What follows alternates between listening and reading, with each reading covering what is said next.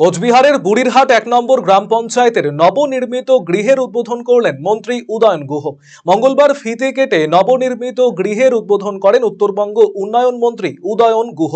তিনি ছাড়াও সেখানে উপস্থিত ছিলেন বুড়িরহাট ১ নম্বর গ্রাম পঞ্চায়েতের প্রধান আলিমা খাতুন বিবি, উপপ্রধান যাজ্ঞবল্ক সিংহ, তৃণমূলের দিনহাটা ২ নম্বর ব্লক সহ সভাপতি আব্দুল সাত্তার, তৃণমূলের বুড়িরহাট ১ নম্বর অঞ্চল সভাপতি সঞ্জীব বর্মন, চেয়ারম্যান খগেশ্বর বর্মন, রাজীব বর্মন, মৃণাল বর্মন ছাড়াও অন্যান্য নেতৃত্ব।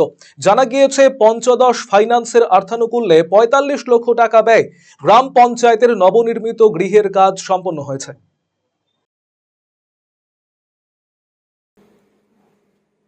৪৫ লক্ষ টাকা খরচ করে এই অফিসের উদ্বোধন বা কাজ শেষ হয়েছে, তার আজকে উদ্বোধন হলো। এটা একটা স্থায়ী সম্পদ হলো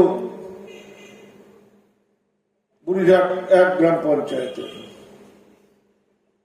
বুড়িরহাট ১ গ্রাম পঞ্চায়েত এমনি একটি ছোট এলাকা হলো, উন্নয়ন যেমন হয়েছে, উন্নয়নের আরো প্রয়োজন আছে। কারণ আমরা মনে করি যে উন্নয়নের কখনো শেষ হয় না। যত কাজ হবে তত মানুষের আরো চাহিদা বাড়বে, আরো বেশি করে কাজ করতে হবে। এই পঞ্চায়েতকে কেন্দ্র করে, এই পঞ্চায়েতের অফিস থেকে নানা রকম যে সমস্যাগুলো আছে সেই সমস্যাগুলোকে চিহ্নিত করে আগামী দিনে যাতে এই এলাকার আরো বেশি করে উন্নয়ন করা যায় সেদিকে আমরা লক্ষ্য রাখবো।